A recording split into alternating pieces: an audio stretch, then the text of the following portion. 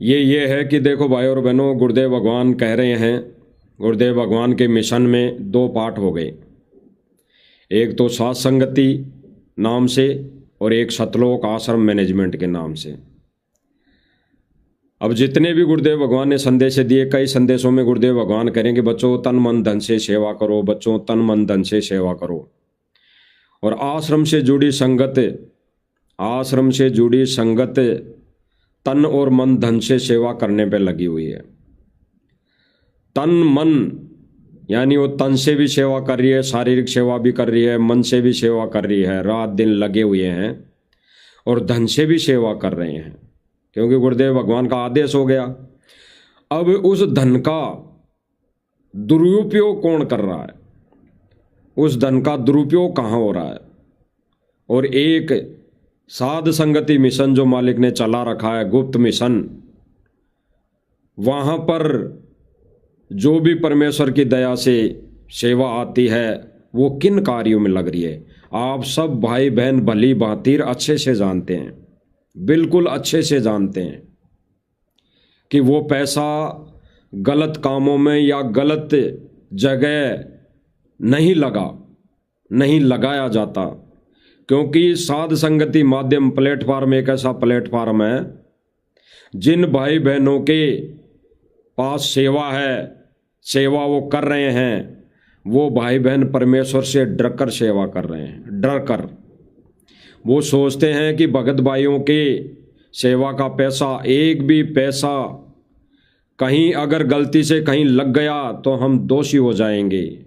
सबसे बड़े दोषी वो हो जाएंगे जो सेवा में पैसे लगा रहे हैं, यानी सेवा चला रहे हैं, ये परमेश्वर के सत मिशन में ये सेवाएं दे रहे हैं। क्योंकि भाई और बहनों, संगत ने तो सेवा दे दी, बाकी सेवा का सदुपयोग करना जिसको दिया उसके हाथों में होता है। तो भाई और बहनों, साथ संगति एक प्लेटफार्म ऐसा है, आप सभी भाई बहनों को पता है कि यहाँ पे एक भी पैसे का दुरुपयोग नहीं होता, यानी अनावश्यक चीज़ों में नहीं लगता, किसी नाच गाने में या किसी बैंड बाजे में या किसी भांडगिरी में नहीं लगता। यहाँ पर केवल सेवा में पैसा लगाया जाता है, सेवा में। और भाई और बहनों, एक उधर सतलोक आश्रम मैनेजमेंट है जो संगत के पैसों का, दिए हुए दान का किस आधार पर दुरुपयोग कर रहा है। अभी 5 दिन पहले की भी न्यूज़ आई है, आपने सबने देखी होगी, सोशल मीडिया पर चल रही है। 1 करोड़ से ऊपर रुपया, 1 करोड़ से ऊपर रुपया एमपी का स्टेट कोऑर्डिनेटर लेकर हरियाणा जा रहा था, शायद आश्रम में देने जा रहा होगा। तो वहाँ पर नाकेबंदी के समय पुलिस ने उनको पकड़ लिया और हिरासत में ले लिया और उनको इनकम टैक्स विभाग को सौंप दिया। और 1 करोड़ से ऊपर रुपयों का दान, भक्तों का दान, मेहनत का दान, मेहनत के करके कमाया हुआ पैसा 1 करोड़ से ऊपर सरकार ने जब्त कर लिया। तो भाई और बहनों, वो पैसा अनावश्यक रूप में, उन पैसों का दुरुपयोग होगा, दुरुपयोग। अब यहीं पे विचार करने वाली बात है भाई और बहनों, अगर इनके डाडी वाले कबीर की दया होती, इन पर रजा होती उस डाडी वाले कबीर की, क्योंकि ये डाडी वाले कबीर को अपना भगवान मानते हैं। ये बिना डाडी मूछ सतगुरु रामपाल जी भगवान को भगवान नहीं मानते, उस आधार पर नहीं मानते ये जिस आधार पर गुरुदेव भगवान मनवाना चाहते हैं। किस आधार पर? कि बच्चों, जो मैं यहाँ हूँ सतगुरु रूप में, यही रूप में दूसरे रूप में सतलोक में बैठा हूँ।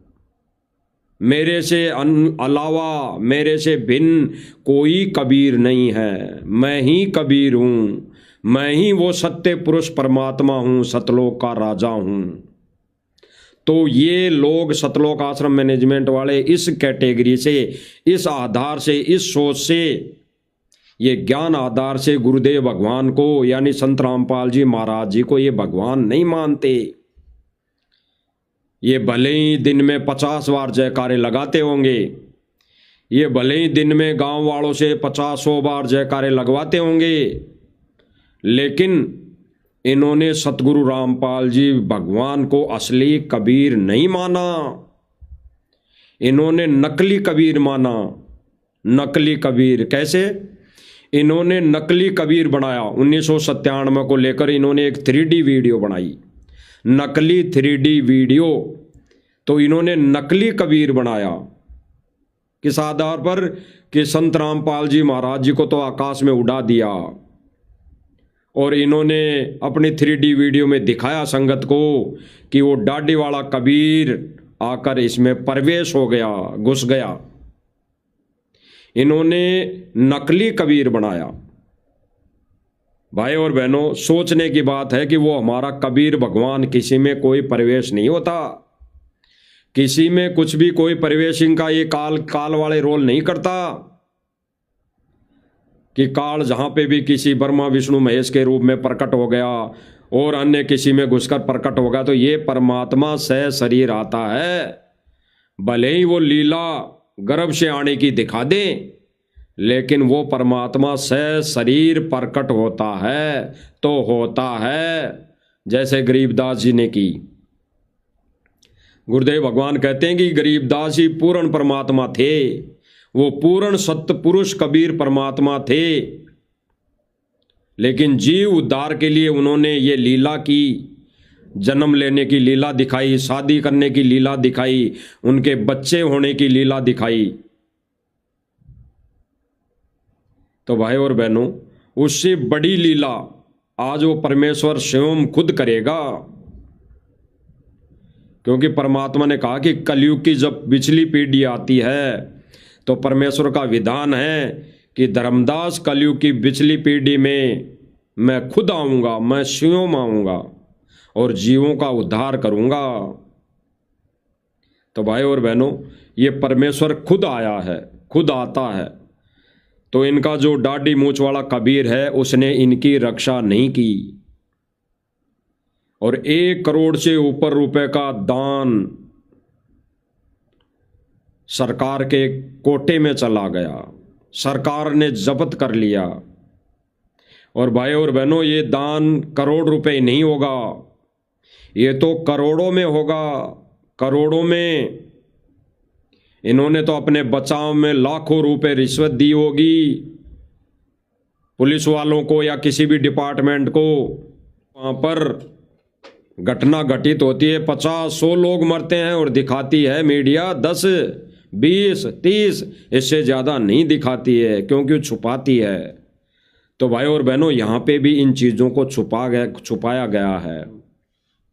आज पहली घटना तो होगी नहीं, आज पहली घटना तो होगी नहीं कि वो पहली बार ही रुपए लेकर वो हरियाणा आ रहे होंगे।